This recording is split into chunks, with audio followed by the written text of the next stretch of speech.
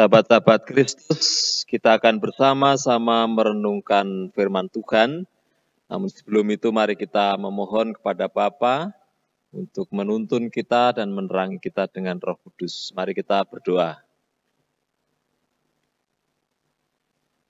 Bapa yang penuh kasih, hati kami menanti-nanti sabda-Mu untuk menguatkan kami di tengah-tengah situasi dan pergumulan yang sedang kami hadapi saat ini. Kami memohon pertolongan Roh Kudus-Mu untuk menerangi hati kami, supaya kami mengerti, percaya, dan melakukan firman Tuhan ini dalam kehidupan. Berkati dan sertai yang menyampaikan firman-Mu, juga kami yang menerimanya. Kami mohon semuanya ini dalam nama Tuhan kami, Yesus Kristus. Amin. Saudara-saudara, firman Tuhan pada pagi hari ini diambil dari Injil Lukas pasal 19 ayat 28 sampai dengan 44. Lukas 19 ayat 28 sampai dengan 44. Yesus dielu-elukan di Yerusalem. Dan setelah mengatakan semuanya itu, Yesus mendahului mereka dan meneruskan perjalanannya ke Yerusalem. Ketika ia telah dekat Betfage dan Betania yang terletak di gunung yang bernama Bukit Zaitun, Yesus menyuruh 2 orang murid-Nya dengan pesan, "Pergilah ke kampung yang di depanmu itu. Pada waktu kamu masuk di situ, kamu akan mendapati seekor keledai muda tertambat, yang belum pernah ditunggangi orang. Lepaskanlah keledai itu dan bawalah kemari. Dan jika ada orang bertanya kepadamu, mengapa kamu melepaskannya? Jawablah begini, Tuhan memerlukannya." Lalu pergilah mereka yang disuruh itu, dan mereka mendapati segala sesuatu seperti yang telah dikatakan Yesus. Ketika mereka melepaskan keledai itu, berkatalah orang yang empunya keledai itu, "Mengapa kamu melepaskan keledai itu?" Kata mereka, "Tuhan memerlukannya." Mereka membawa keledai itu kepada Yesus, lalu mengalasinya dengan pakaian mereka dan menolong Yesus naik ke atasnya. Dan sementara Yesus mengendarai keledai itu, mereka menghamparkan pakaiannya di jalan. Ketika ia dekat Yerusalem, di tempat jalan menurun dari Bukit Zaitun, mulailah semua murid yang mengiringi dia bergembira dan memuji Allah dengan suara nyaring oleh karena segala mujizat yang telah mereka lihat. Kata mereka, "Diberkatilah dia yang datang sebagai Raja dalam nama Tuhan. Damai sejahtera di surga dan kemuliaan di tempat yang maha tinggi." Beberapa orang Farisi yang turut dengan orang banyak itu berkata kepada Yesus, "Guru, tegurlah murid-murid-Mu itu." Jawabnya, "Aku berkata kepadamu, jika mereka ini diam, maka batu ini akan berteriak." Dan ketika Yesus telah dekat dan melihat kota itu, ia menangisinya. Katanya, "Wahai, betapa baiknya jika pada hari ini juga engkau mengerti apa yang perlu untuk damai sejahteramu." Tetapi sekarang hal itu tersembunyi bagi matamu. Sebab akan datang harinya bahwa musuhmu akan mengelilingi engkau dengan kubu, lalu mengepung engkau dan menghimpit engkau dari segala jurusan. Dan mereka akan membinasakan engkau beserta dengan pendudukmu, dan pada tembokmu mereka tidak akan membiarkan satu batu pun tinggal terletak di atas batu yang lain. Karena engkau tidak mengetahui saat bila mana Allah melawat engkau. Demikianlah pembacaan firman Tuhan. Yang berbahagia adalah setiap orang yang mendengar, memelihara dan melakukan firman Tuhan dalam kehidupan sehari-hari. Hosiana.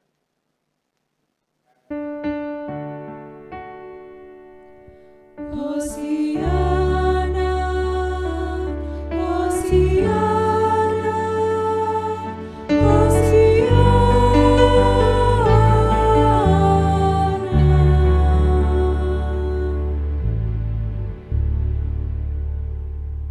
Selamat pagi. Shalom. Ini hari Minggu ketiga kita beribadah di rumah dan tidak saling jumpa di gereja. Mudah-mudahan Bapak, Ibu, saudara-saudara, anak-anakku sekalian masih ingat saya, ya. Saudara-saudara yang terkasih dalam Tuhan Yesus, semua orang tahu bahwa orang sombong itu pasti tidak disukai orang.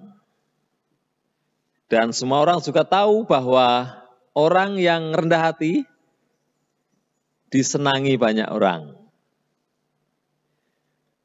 Tetapi meskipun demikian,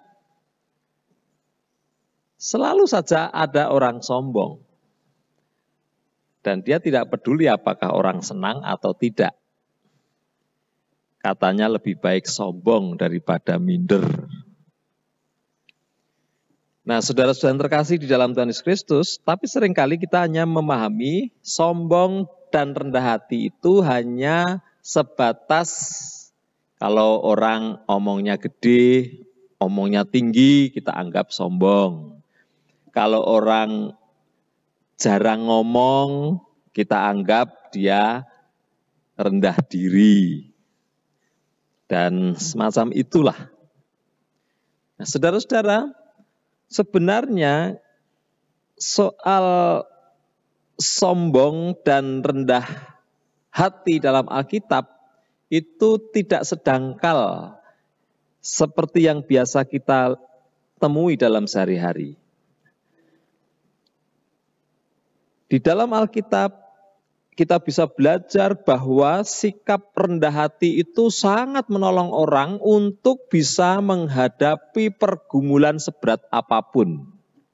Sebaliknya, kecongkakan atau kesombongan justru membuat orang sangat lemah dan tidak akan mampu menghadapi pergumulan, bahkan yang paling ringan sekalipun.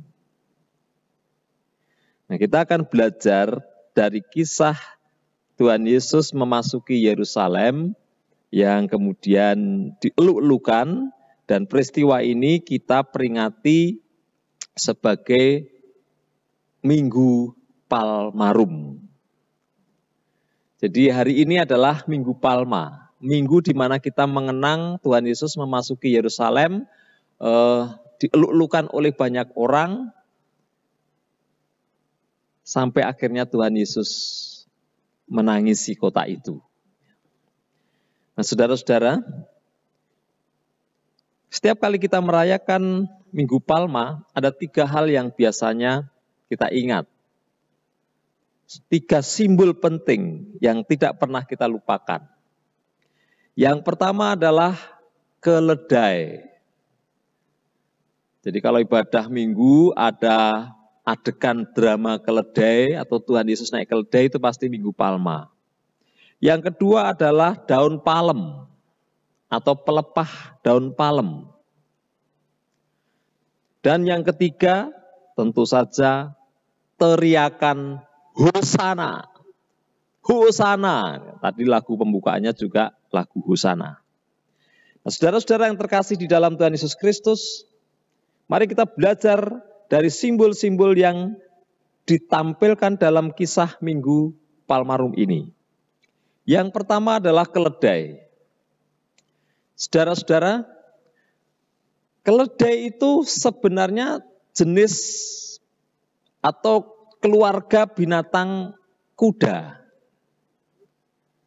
Kalau kita mendengar kuda gitu pasti binatang yang gagah, kuat, tinggi, besar, berotot, dan tidak kenal lelah. Tetapi keledai itu sangat berbeda dengan kuda. Dia jauh lebih kecil daripada kuda. Dia lebih pendek daripada kuda. Dia lebih lelet daripada kuda. Bahkan ada yang mengatakan kalau Bapak Ibu browsing di YouTube akan melihat binatang apa yang suaranya paling jelek di dunia. Jawabnya adalah keledai. Suaranya memang buruk sekali. Saya pernah putar salah satu YouTube yang isinya suara keledai, itu jelek banget. Kira-kira begini suaranya.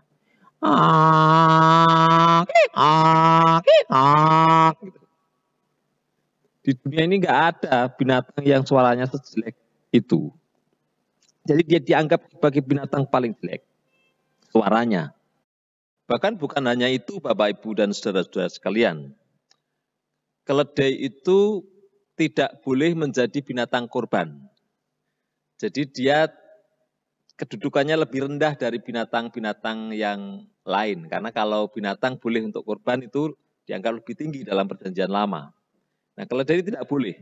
Jangankan untuk binatang kurban, orang Israel atau orang Timur Tengah bahkan tidak boleh makan daging keledai. Jadi bukan binatang makanan, bukan juga binatang kurban. Artinya dari sudut agama dia tidak berharga apa-apa juga. Untuk konsumsi juga tidak ada nilainya. Jadi saudara-saudara yang terkasih, keledai ini biasanya digunakan hanya untuk alat transportasi dan pengangkut barang. Tetapi juga tidak jarang pula dia menjadi binatang tunggangan. Nah, saudara-saudara yang terkasih dalam Tuhan Yesus Kristus, kenapa keledai ini digunakan sebagai alat bekerja, transportasi, atau alat tunggangan? Jadi keledai ini terkenal sebagai binatang yang sangat hati-hati. Kalau dia berjalan di pegunungan membawa barang, dia akan sangat berhati-hati supaya tidak sampai terjatuh atau terperosok ke dalam lubang. Makanya ada pepatah mengatakan keledai pun tidak akan pernah terperosok pada lubang yang sama. Karena memang dia binatang yang sangat hati-hati. Lalu selain hati-hati, keledai adalah binatang yang sangat kuat untuk menanggung beban yang ada di punggungnya. Jadi keledai itu kalau sudah diberi beban di punggungnya, maka sepanjang dia masih bisa berdiri, dia akan berdiri dan membawa beban itu sampai ke tempat tujuan. Dia tidak peduli seberapa berat dan seberapa lama perjalanan yang harus dia tempuh. Dia hanya akan berhenti ketika dia tidak kuat lagi dan terjatuh. Jadi saudara-saudara yang terkasih, mengapa Tuhan Yesus memilih naik keledai ketika memasuki Yerusalem? Saudara-saudara, sesungguhnya Tuhan Yesus mau menyampaikan sebuah pesan melalui simbol keledai ini. Dengan naik keledai itu, Tuhan mau mengatakan kepada orang-orang Yerusalem bahwa ia memasuki kota itu seperti seekor keledai yang rela menanggung beban sampai dia tak mampu lagi menanggungnya. Atau dengan kata lain Tuhan Yesus mau mengatakan bahwa dia memasuki Yerusalem karena dia mau memikul salib sebagai bentuk dia menanggung beban dosa manusia. Dan seperti seekor keledai, Tuhan Yesus akan menanggung beban itu sampai titik darah penghabisan.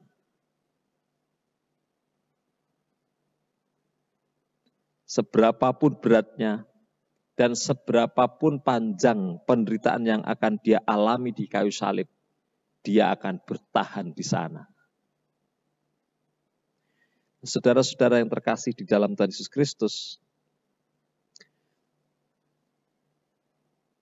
sikap Tuhan Yesus ini menunjukkan sikap rendah hati. Jadi arti rendah hati yang sesungguhnya bukan sekedar bicaranya sederhana, tidak muluk-muluk, tetapi rendah hati yang sesungguhnya adalah sikap yang rela menanggung penderitaan seberat apapun, bahkan ketika dia harus menanggung penderitaan yang diakibatkan oleh kesalahan orang lain. Seberat apapun beban yang harus dia tanggung, selama apapun dia harus menanggungnya, dia akan sabar menanggung beban itu. Itulah sebenarnya yang dimaksud dengan rendah hati. Jadi sekali lagi rendah hati adalah sikap seseorang yang dengan rela dan sabar mau menanggung derita maupun pergumulan yang ada di dalam hidupnya. Nah, saudara-saudara yang terkasih dalam Tuhan Yesus Kristus, dengan cara demikian kita bisa melihat kerendahan hati guru kita, Tuhan kita Yesus Kristus. Karena dia rela menanggung seberat dan selama apapun beban yang harus dia tanggung demi keselamatan kita. Lalu yang kedua, kita akan melihat apa makna daun palem dan pakaian yang dihamparkan di jalan yang dilalui oleh Tuhan Yesus dengan keledai itu. Saudara-saudara yang terkasih di dalam Tuhan Yesus Kristus, tanaman palem itu tanaman yang paling banyak ada di Timur Tengah karena dia tahan terhadap kekeringan. Dan itu sangat berguna, terutama untuk orang-orang yang sedang melakukan perjalanan jauh. Jadi dengan adanya tanaman-tanaman palem yang tumbuh di padang-padang gurun, orang yang sedang berjalan jauh itu bisa berteduh ketika panas terik di siang hari. Nah, saudara-saudara yang terkasih, biasanya daun palem itu digunakan untuk perayaan Hari Raya Pondok Daun. Jadi Hari Raya Pondok Daun itu dirayakan selama 7 hari 7 malam untuk merayakan pesta panen dalam masyarakat Yahudi. Nah, pada saat perayaan Hari Raya Pondok Daun itu, di bait suci ada paduan suara yang biasanya akan menyanyikan Mazmur 113 sampai Mazmur 118.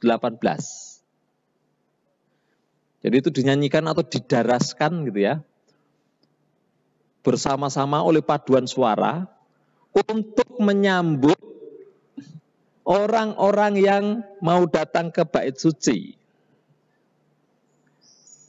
Jadi orang-orang yang datang itu sudah membawa daun palem, dilambai-lambaikan. Lalu juga orang-orang yang menyanyi di bait suci itu melakukan hal yang sama.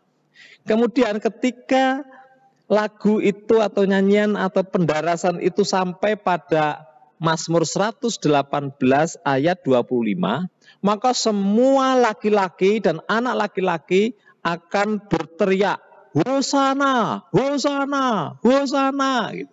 Jadi itu tanda mereka menyambut kedatangan orang-orang yang mau merayakan perayaan Pondok Daun di Bait Suci dan sekitarnya.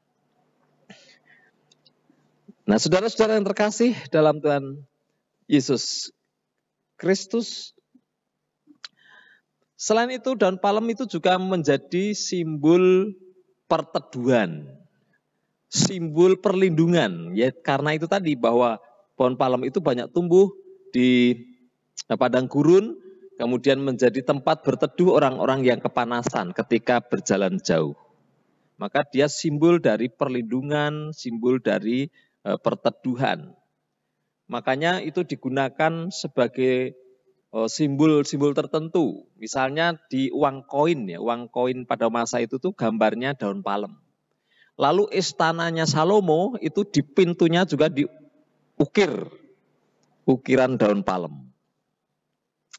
Untuk menggambarkan keteduhan, kemakmuran, kemenangan dan sebagainya.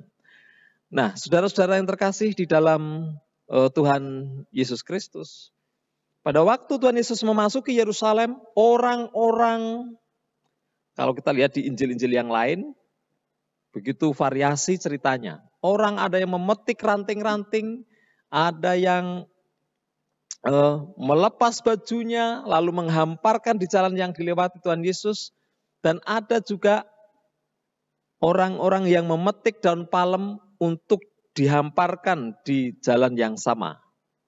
Jadi saudara-saudara yang terkasih di dalam Tuhan Yesus Kristus, di sini kita bisa melihat ketika orang-orang itu melambaikan dan menghamparkan daun palem, ranting-ranting di jalan yang dilalui Tuhan Yesus, itu simbol dari apa? Menerima, menyambut kedatangan Tuhan Yesus di Yerusalem.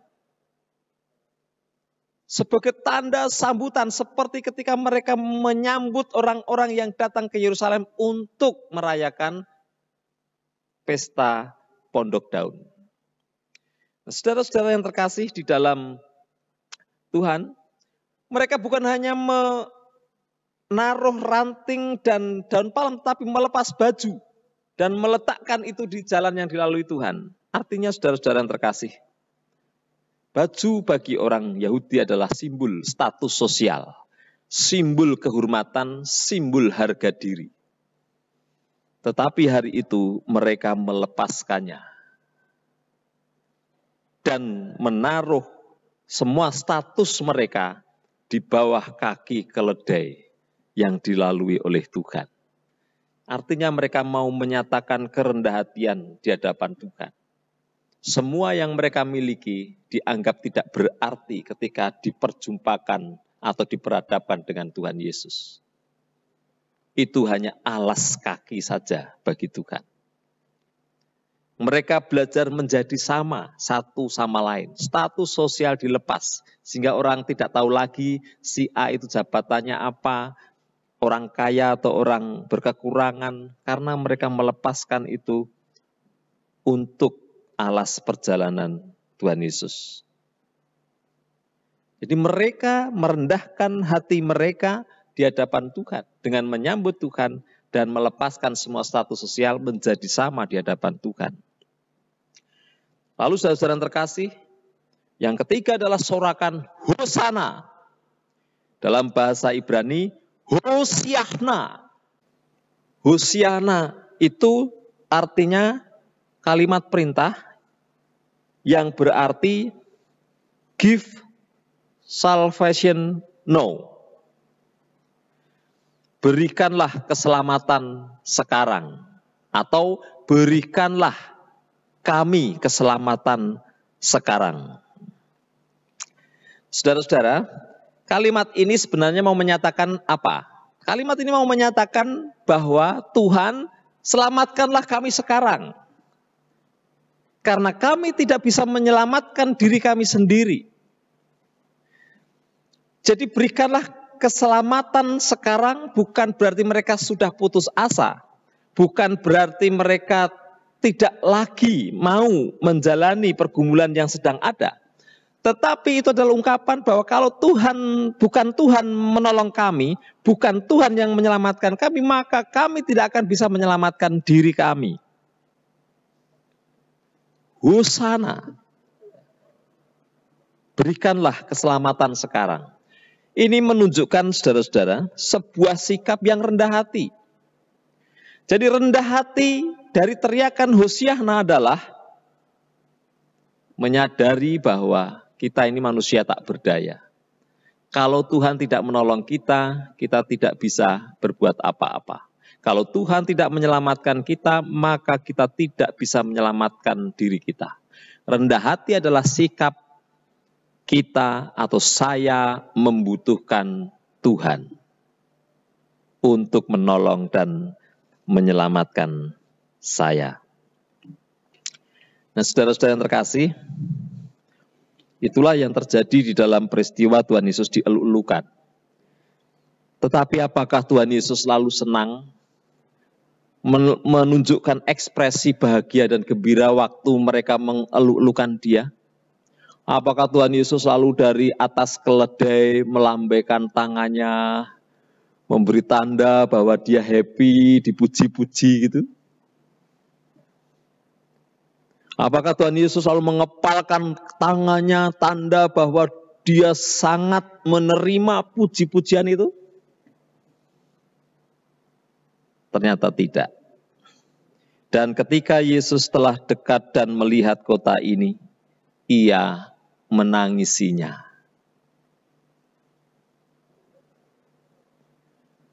Sementara orang berteriak-teriak, memuja-muja Dia, meneriakkan hosana, hati Tuhan hancur luar biasa. Dia menangis melihat Yerusalem. Kenapa? Tuhan Yesus mengatakan, katanya, wahai betapa baiknya jika pada hari ini juga engkau mengerti apa yang perlu untuk damai sejahteramu. Jadi Tuhan Yesus melihat Yerusalem yang tidak bisa menerima lawatan Tuhan. Lawatan Allah di dalam dirinya. Mereka tidak tahu apa yang perlu untuk damai sejahtera mereka. Karena dia tahu di Yerusalem orang sudah merancangkan penyaliban atas Tuhan Yesus Kristus. Itu membuat Tuhan Yesus tersayat. Lalu Tuhan Yesus memberitahu bahwa kota itu akan hancur. Bahkan luluh lantak, rata dengan tanah. Tidak akan ada batu tertumpang pada batu yang lain. Artinya saudara-saudara yang terkasih, Yerusalem akan hancur luar biasa. Dan itu memang akhirnya terjadi. Di tahun 70-an Masehi, Yerusalem jatuh dan hancur rata dengan tanah. Mengapa itu terjadi? Karena engkau tidak mengetahui bila mana Allah melawat engkau. Kristus datang ke Yerusalem sebagai tanda Allah melawat mereka. Tetapi mereka tidak tahu. Sehingga yang mereka lakukan adalah menolak lawatan Allah. Bahkan menyingkirkan Kristus yang melawat umatnya. Saudara yang terkasih di dalam Tuhan Yesus Kristus, apa yang bisa kita renungkan dari kisah ini? Yang pertama, kita semua sedang menghadapi situasi yang tidak kunjung selesai, yaitu dengan adanya penyebaran COVID-19 atau virus corona ini. Bagaimana kita menghadapi keadaan seperti sekarang ini? Dari bacaan firman Tuhan hari ini, kita bisa menghadapinya dengan kerendahan hati. Apa artinya? Belajar dari keledai yang ditunggangi oleh Tuhan Yesus dan yang dipakai Tuhan Yesus untuk menjelaskan maksud kedatangannya di Yerusalem. Mari kita belajar dari keledai itu. Keledai yang mau dan bersedia menanggung dengan sabar penderitaan seberat apapun dan sepanjang apapun. Rendah hati berarti rela menanggung apa yang harus ditanggung tanpa putus asa. Lalu yang kedua, apa yang bisa kita lakukan menghadapi pergumulan sekarang ini? Berserulah Hosana atau Hosiahna. Berikan keselamatan sekarang. Kita bisa berdoa kepada Tuhan, mengaku di hadapannya, Tuhan, selamatkanlah kami sekarang. Karena kami tidak bisa menyelamatkan diri kami sendiri. Kalau Engkau tidak menyelamatkan kami, maka kami pasti binasa. Lalu saudara-saudara yang terkasih, mari kita belajar untuk menghamparkan daun palem, melepas pakaian kita dan menghamparkannya di jalan yang dilalui Tuhan. Artinya saudara-saudara, kita bisa menghayati peristiwa sekarang ini sebagai peristiwa Tuhan sedang melawat dunia ini, termasuk melawat negara kita ini. Kecamatan kita, komplek perumahan kita. Tuhan sedang melawat kita dan kita harus menyadarinya. Kita harus tahu apa yang perlu untuk damai sejahtera kita. Mari kita lepas semua status sosial kita. Kita berada bersama, sejajar satu sama lain di hadapan Tuhan. Dan kesadaran ternyata saya tidak lebih tinggi dari orang lain. Karena kita semua harus bersama-sama menghadapi semuanya ini tanpa lagi mempersoalkan perbedaan agama, suku, ras, budaya, dan yang lainnya. Apa artinya menyadari apa yang perlu untuk damai sejahtera kita dan apa yang sedang dilakukan Tuhan adalah untuk kebaikan kita. Saudara-saudara, selama kita berada di rumah kita, bekerja dari rumah, beribadah dari rumah, dan seterusnya, kita menyadari banyak hal. Bahwa Tuhan sebenarnya sedang mengistirahatkan bumi ini untuk sementara. Konon katanya, sekarang ini udara di Jakarta, Bekasi, jauh lebih bersih daripada sebelum COVID Corona. Lalu yang kedua, kita menjadi sadar betapa berharganya waktu bersama dengan keluarga. Selama ini kita bekerja siang dan malam di luar rumah, tak punya waktu untuk istri, suami, anak-anak, orang tua. Sekarang Tuhan memberi libur yang sangat panjang, supaya kita bisa berada di rumah bersama-sama dengan orang-orang yang kita cintai. Saya kira kalau libur ini sampai akhir Mei, selama kita menjadi warga negara Indonesia, inilah libur terpanjang yang pernah kita terima.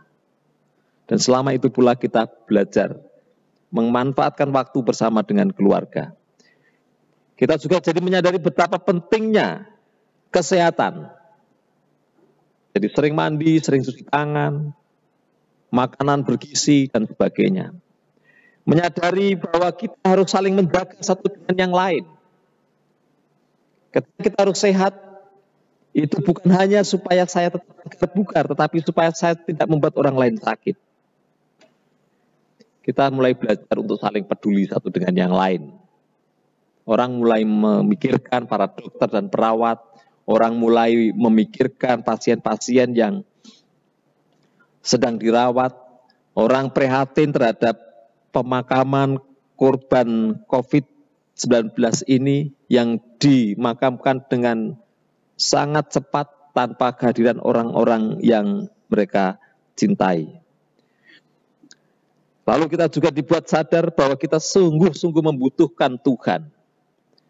Kita tidak berdaya melawan COVID ini tanpa pertolongan Tuhan. Kita semua berdoa bersama-sama dengan orang-orang lain apapun agamanya. Dan yang terakhir, saudara-saudara, kita belajar menyadari sekarang, semua orang beragama tidak bisa beribadah di tempat ibadahnya masing-masing. Seperti Tuhan sedang mengajar kita untuk merasakan bagaimana rasanya tidak bisa beribadah di rumah ibadah mereka atau kita. Supaya kita belajar apa? Supaya semua jika nanti berlalu, kita menghormati orang yang sedang beribadah di tempat ibadahnya. Kita tidak lagi menghalangi orang yang ingin membangun tempat ibadah. Karena kita sekarang tahu bahwa tidak bisa beribadah di tempat ibadah itu ternyata menyakitkan. Tentu kita hanya berharap semua orang akan merenung dan menyadari bahwa Tuhan sedang melawat kita. Kita semua berharap bersama-sama kita menemukan dan mengetahui apa yang perlu untuk damai sejahtera kita. Saudara-saudara yang terkasih dalam Tuhan Yesus Kristus, biarlah pergumulan yang sekarang kita hadapi ini, kita hadapi bersama di dalam sikap rendah hati. Tuhan pasti menolong pada waktunya. Amin.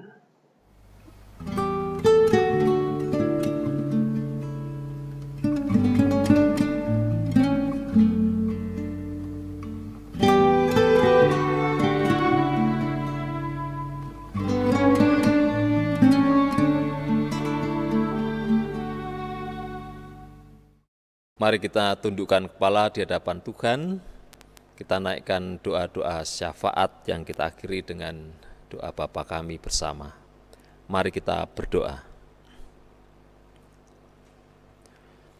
Bapa yang Maha Kasih, kami bersyukur atas firman yang telah mengingatkan kami bahwa kerendah hatian itu memberi kami kekuatan untuk menghadapi berbagai macam pergumulan di dalam kehidupan ini. Rendah hati bukanlah beban, tetapi cara Tuhan untuk menolong kami menghadapi beban kehidupan. Bapa, hari ini kami bersama-sama menyatukan hati kami kepadamu, bersama seluruh umat manusia di bumi ini, yang sedang menghadapi pergumulan yang sama, yaitu wabah Corona yang telah mengganggu semua aktivitas kehidupan kami.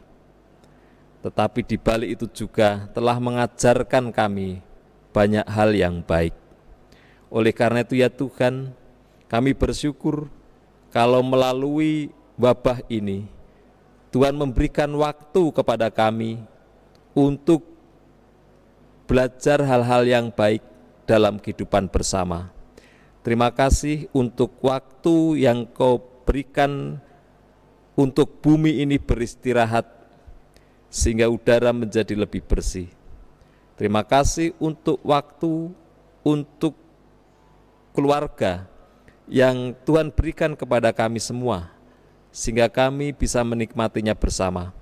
Terima kasih untuk waktu menghayati betapa kami membutuhkan Engkau dan merindukan Engkau serta persekutuan umat-Mu, sehingga kami akan belajar di kemudian hari untuk mencintai hari-hari di mana Tuhan mau bertemu dengan kami. Dan banyak hal lain lagi ya Tuhan yang baik yang bisa kami syukuri. Tetapi kami juga memohon kepadamu agar wabah ini terus tidak ada di tengah kehidupan kami. Oleh karena ya Tuhan, sudah begitu banyak sahabat-sahabat kami yang menjadi korban. Kami mohon pertolongan-Mu ya Tuhan, agar Engkau menolong kami, menyelamatkan kami dari wabah ini, supaya air mata tidak terus mengalir, ketakutan tidak terus menghantui, kecemasan tidak menguasai hidup kami. Pulihkanlah keadaan kami ya Tuhan dari suasana wabah virus corona ini, sehingga kami bisa memulai kembali kehidupan dengan lebih baik setelah kami belajar beberapa waktu lamanya. Bapa yang penuh kasih, kami juga teringat para dokter, perawat yang Kau pakai di ujung tombak merawat para pasien COVID-19 ini. Tuhan sertai dan lindungi mereka ya Tuhan dengan kasih dan kemurahan Tuhan, agar mereka bisa tetap sehat dan kembali di tengah keluarga jika semuanya sudah selesai. Untuk para pasien, Tuhan berikan kekuatan dan imunitas tubuh agar mereka bisa mengalahkan virus yang sedang menggerogoti tubuh mereka. Untuk keluarga yang berdoa, Tuhan dengarkan doa-doa mereka dengan mengembalikan di tengah-tengah mereka keluarga yang sedang merawat para pasien dan pasien yang sedang mereka rawat sembuh seperti sedia kala. Ya Bapa yang penuh kasih, kami juga memohon saudara-saudara kami yang sakit dimanapun berada, Tuhan sertai mereka, Tuhan jauhkan mereka dari ketakutan oleh karena kondisi tubuh mereka yang tidak begitu baik. Tuhan senantiasa memberikan penghiburan dan kekuatan iman. Tuhan berikan juga kesembuhan dan pemulihan kepada mereka. Bapa yang makasih, kini kami mau menyerahkan kepadamu kebijaksanaan-kebijaksanaan negara, agar kiranya apa yang diambil adalah keputusan-keputusan terbaik untuk kelangsungan bangsa ini. Dan ajar kami semua sebagai masyarakat untuk mendukung keputusan-keputusan itu, sehingga ya Tuhan, kami bisa bersama-sama berjuang mengalahkan pergumulan ini dan menyelesaikannya dengan baik. Pada saatnya kami akan bersyukur dan bersorak-sorai kembali dan menjalani kehidupan yang lebih baru. Bapa yang Maha Kasih, pada Minggu Palmarum ini kami benar-benar ingin menjadi insan yang rendah hati seperti apa yang Tuhan telah ajarkan dan teladankan kepada kami. Ada banyak pergumulan lain ya Tuhan di dalam kehidupan kami sehari-hari. Sertailah setiap umat-Mu dan dengarkanlah doa-doa mereka untuk segala pergumulan yang mereka hadapi. Inilah doa-doa syafaat kami ya Tuhan. Semua ini kami mohon di dalam nama Tuhan kami Yesus Kristus yang telah mengajar kami berdoa. Bapa kami yang di surga, dikuduskanlah nama-Mu, datanglah kerajaan-Mu, jadilah kehendak-Mu di bumi seperti di surga. Berikanlah kami pada hari ini makanan kami yang secukupnya, dan ampunilah kami akan kesalahan kami, seperti kami juga mengampuni orang yang bersalah kepada kami. Dan janganlah membawa kami ke dalam pencobaan, tetapi lepaskanlah kami daripada yang jahat. Karena Engkaulah yang punya kerajaan dan kuasa dan kemuliaan sampai selama-lamanya. Amin.